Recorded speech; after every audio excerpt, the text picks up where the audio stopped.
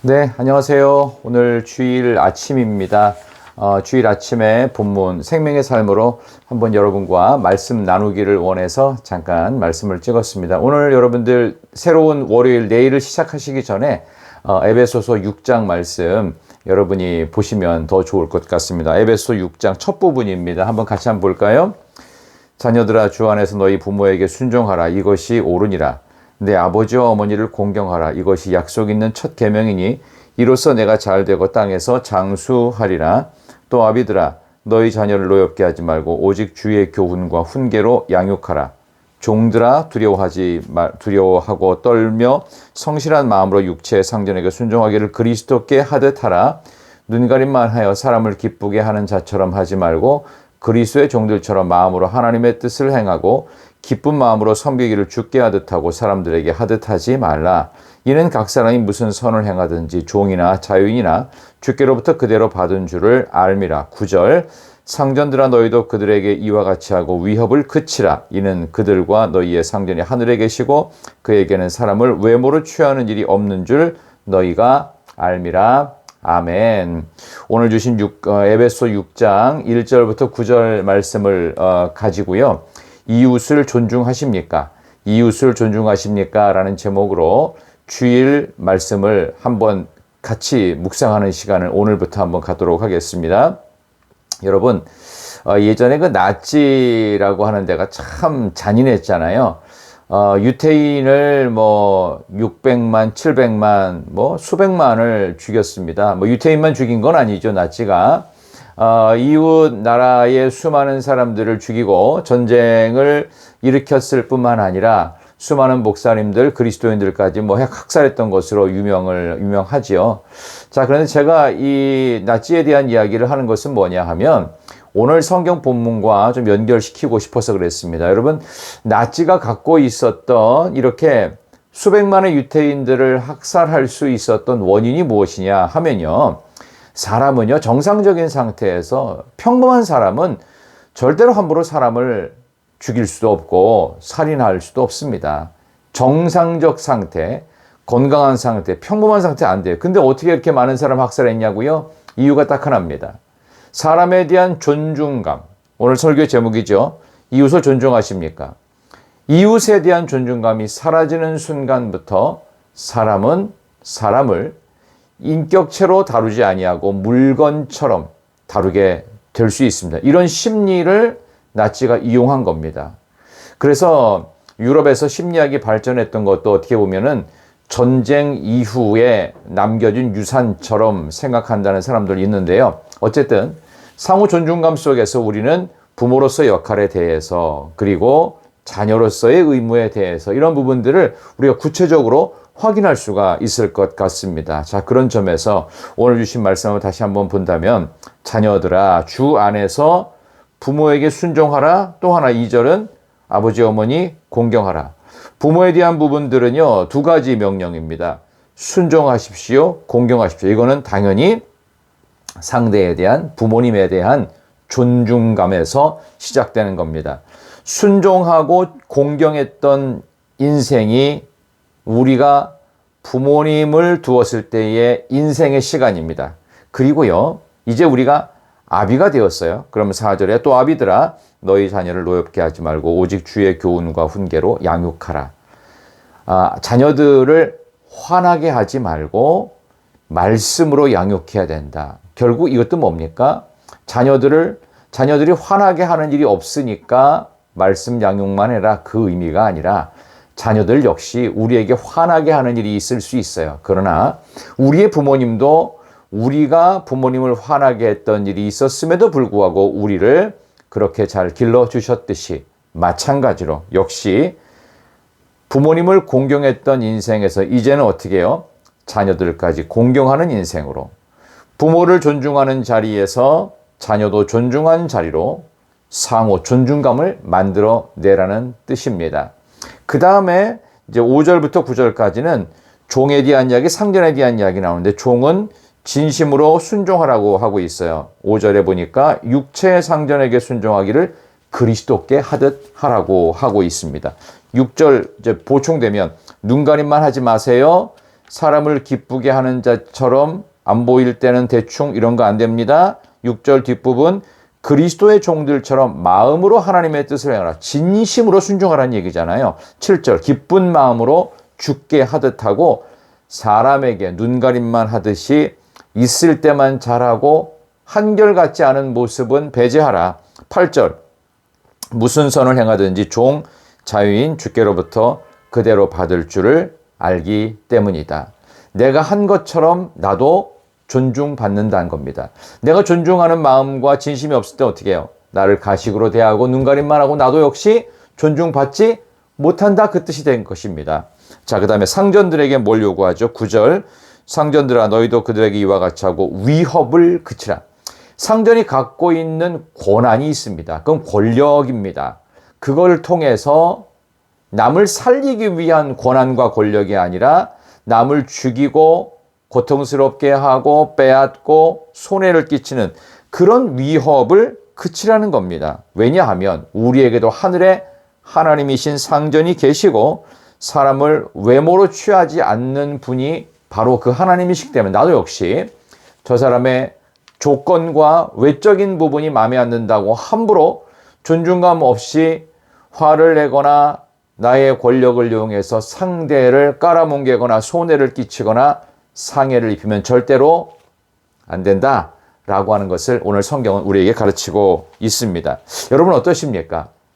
상대방에 대한 존중감이 있습니까?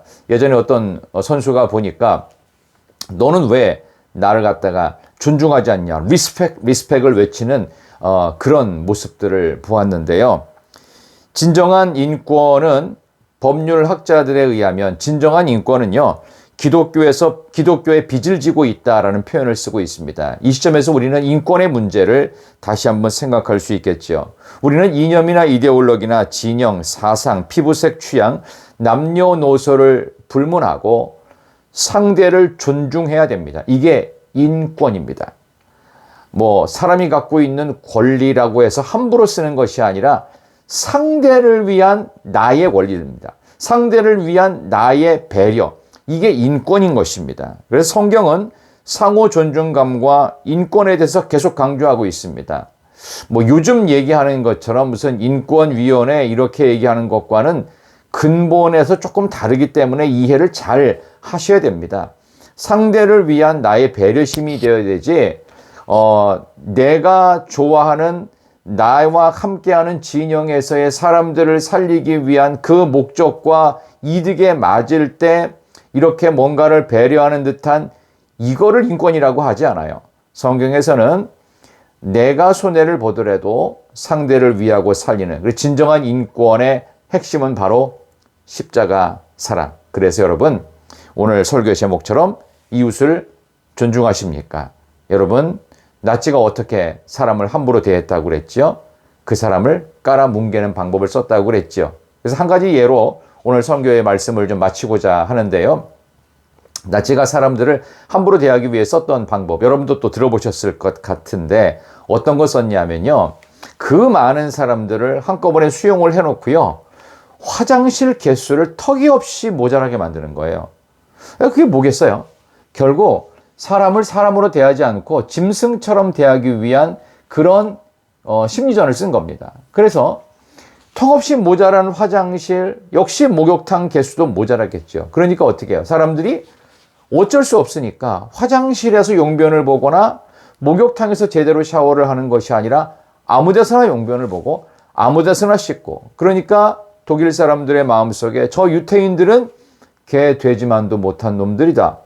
이런 비인격적인 인권을 말살하는 그런 식으로 존중감을 없어지게 만든 거예요. 그러니까 가스실에서 죽이던 인체를 해부해서 생체 실험을 하든 이런 일들이요 그냥 쉽게 자행된 겁니다. 무엇 때문에요? 존중감이 사라졌기 때문에. 여러분 설교의 제목으로 다시 돌아갑니다. 이웃을 존중하십니까? 이웃을 존중하는 그런 주일 하루가 되어서요. 오늘 주일 묵상을 시작하는데 여러분에게도 이웃을 향한 존중감 있을 때 나도 존중을 받습니다. 그래서 우리 자녀들에게도 존중해 주십시오. 왜? 결국 나를 위한 것입니다. 자녀들은 별거 아닌 것 같지만 배려하는 말 한마디, 또 행동 하나가 그들을 위한 겁니다. 그리고 자녀들의 방을 좀 정리를 해주시고 깨끗하게 해주시는 것도 필요합니다. 말을 안 듣잖아요. 그렇지만 도와주십시오. 그래서 그 아이들이요, 그런 환경 속에서 깨끗한 환경 속에 자랄 수 있도록 부모가 이렇게 배려했다는 것을요, 반드시 알게 되는 날이 옵니다. 행여라도 나치의 그런 모습들이 우리 가정에서도 반복되진 않을까라는 생각도 하시면서 그렇게 해보시면 더 좋지 않을까 하는 마음으로 오늘 말씀을 전했습니다. 이웃을 존중하십니까? 기도하겠습니다. 하나님 감사합니다. 우리 사랑하는 성도님들이 오늘 주일 묵상의 말씀을 함께 보았습니다. 자녀들아, 또 아비들아, 그리고 종들아, 상전들아, 그리고 사랑하는 성도들아, 그리고 아무개야 아무개야 라고 우리를 부르시면서 이웃을 존중하라고, 십자가 사랑의 그 아름다운 관계성으로 우리를 용납하시고 배려하시고 용서하시고 십자가에서 자신을 죽이시기까지 진심으로 대해 주셨던 그 십자가 사랑이 있는 가정이 되게 하시옵소서. 그 십자가 사랑에 존중감이 있는 교회가 되게 하여 주옵소서. 새롭게 시작되는 귀한 10월의 마지막 주간, 오늘 특별히 종교개혁주의를 맞습니다. 나부터, 내 가정부터, 내가 사랑하고 존경해야 될 부모님에 대한 마음부터, 또 내가 그렇게 눈에 넣어도 아프지 않을, 생명까지 주어도 조금도 안타까워 아쉬운 마음이 없는 자녀들을 위한 마음까지도 개혁되어지는, 이웃을 향한 존중감이 있는 복된 주일 되게 하시고 이것이 매일매일 지속되어지는 진정한 종교개혁이 되게 하여 주옵시기를 예수님의 이름으로 기도하옵나이다. 아멘. 참 귀한 주일입니다. 여러분, 오늘 종교개혁 주일인데요. 이 날에 이렇게 에베소서 말씀을 갖고 여러분과 함께 나눌 수 있어서 참 좋은 아침이었습니다. 여러분, 오늘 이 말씀을 여러분들이 마음속에 간직하시면서 주일 잘 보내시고요. 내일은 계속되어지는 에베소서 6장 10절부터 그 이후의 말씀을 이틀 동안 다루고 미리 예고를 또 해드린다면 수요일부터는 11월 1일 시작되잖아요.